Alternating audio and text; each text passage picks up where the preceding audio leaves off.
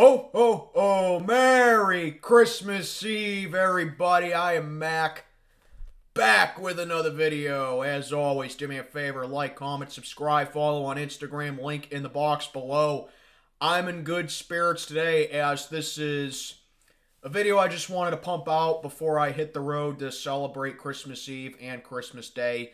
I'm going to be back here tomorrow night, try to get something out because I work Tuesday through Thursday. But in case I don't see you guys tomorrow, I wish all of you a very happy, a very merry and safe Christmas out there. God bless, and enjoy it with your family, doing your celebrations as you normally do. But I just wanted to pump this out real quickly in regards to yesterday.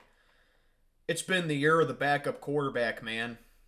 But at this point, can you call Mason Rudolph a backup quarterback? Because take a look at what other backups have done this year throughout the course of the NFL. Joe Flacco with the Cleveland Browns has been productive. Jake Browning, prior to yesterday, has been substantial with the Bengals. Gardner Minshew, doing a great job in Indianapolis. Who else?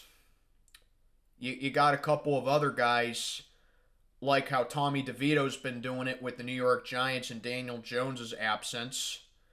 You got Joshua Dobbs over in Minnesota doing a great job with the Vikings in Kirk Cousins' absence.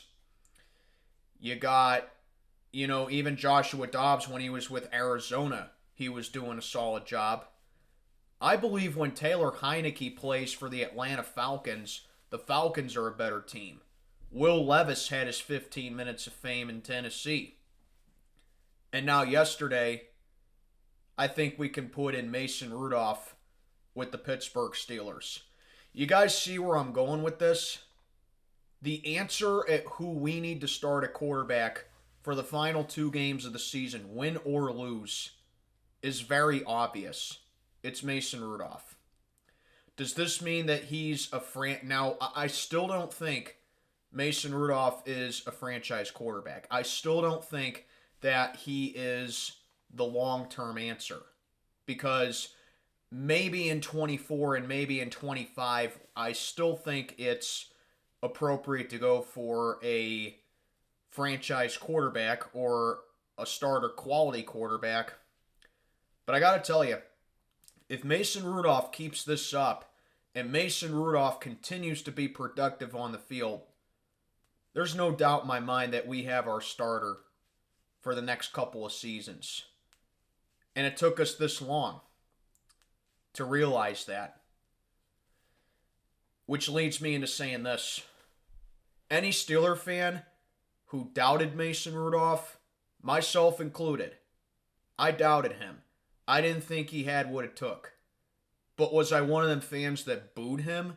Was I one of them fans that, hated him? Absolutely not. I just didn't think he was the guy. But I'm telling you right now, any Steeler fan who doubted this guy in any way, myself included, I think you owe him an apology. And that's what I'm doing in this video.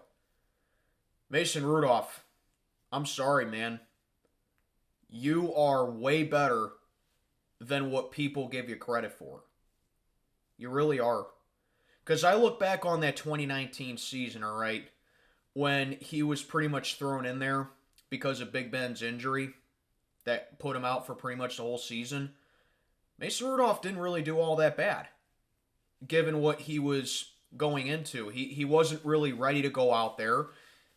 He was kind of thrust into an emergency situation, and he really didn't do all that bad. He threw 13 touchdown passes and 9 picks. He had one really bad game, and that was that Browns game on Thursday night, the infamous game where he got whacked on the head by his own helmet with Myles Garrett at the end of the game. But if you look at his season as a whole in 2019, he really didn't do all that bad. I think he came in relief for some games in 2020, like the Bengals game, obviously, where we won 36-10. I think at one point he had to come in for Ben in the Dallas game in 2020, where Ben had a little bit of a minor injury. 2021, when Ben was placed on COVID reserve, Mason Rudolph had to go in that game and start, and we tied with Detroit 16-all. And that was the last time prior to yesterday that Mason Rudolph started in a game. But I see what Mason Rudolph is capable of doing. Because, like I said a couple weeks ago, when Tomlin said that Trubisky was going to be starting, I believe it was the Cardinals game or the Patriots game. It was one of those two. When I said at one point in my video that the answer that Tomlin gave was appropriate for why Mitch Trubisky was starting, because of the drills and the first team reps at practice. And I said, you know what? I understand the answer, but what does Mitch Trubisky give you that Mason Rudolph doesn't give you? And I think that answer is pretty clear. Nothing. Look at Mason Rudolph. He complements George Pickens real well. Because like how Pickens is capable of running those routes, and how Pickens is capable of winning the 50-50 passes, Mason has a great arm, and he takes those shots down the field. He picks up the chunk plays. He plays fearless. He plays like he's got nothing to lose. And I just see a guy who can overall just survey a field downfield. He can make a quick decision. His brain moves at the correct speed, in my opinion, to where you need to survive as a quarterback in today's league. And he can connect on those passes. Now, granted, it is only one game. And I do want to see, and, you know, assuming Mason Rudolph does start for the last two games of the season, I think it's a good enough sample size, wouldn't you say, to warrant Mason Rudolph to get the green light to start the rest of the way. And like I said, I'm sitting down here and I'm giving this guy an apology.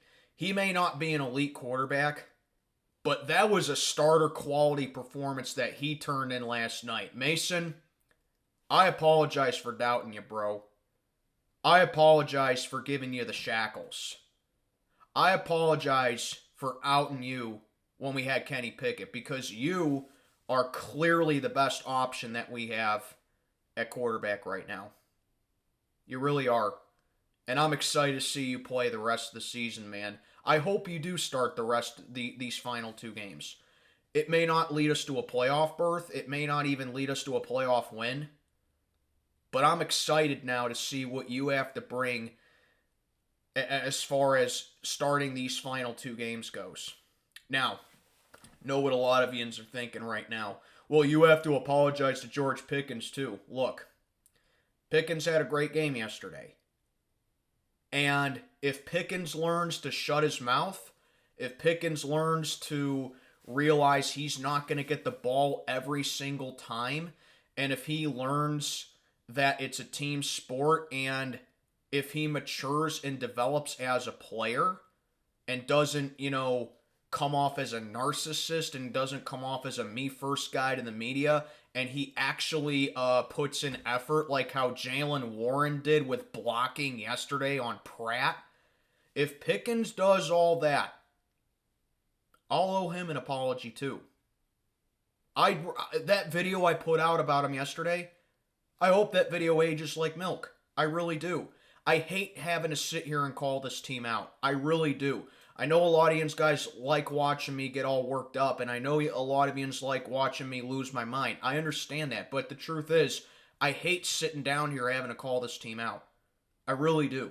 I want to talk about good things about this team. And last night was a great game.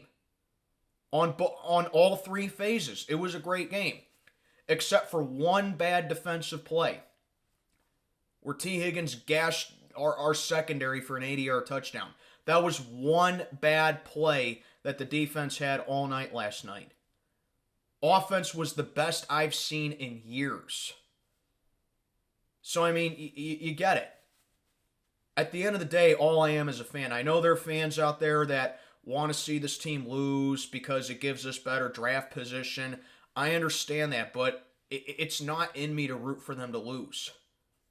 I still don't think this is a playoff team. I still think that Tomlin put Mason Rudolph in too late, and I still think it's completely neglectful to what he did for Kenny Pickett's health. But the fact of the matter is, the Steelers destroyed the Bengals last night, and Mason Rudolph balled out, and he showed a lot of promise that, hey, we may have had our answer and our successor to Ben all this time. And that's all I'm really saying for this video. And I'm apologizing to the guy as well. Mason, keep it up, brother. But let me know what you think down in the comments below. Merry Christmas, everybody. I am Mac, and I am gone.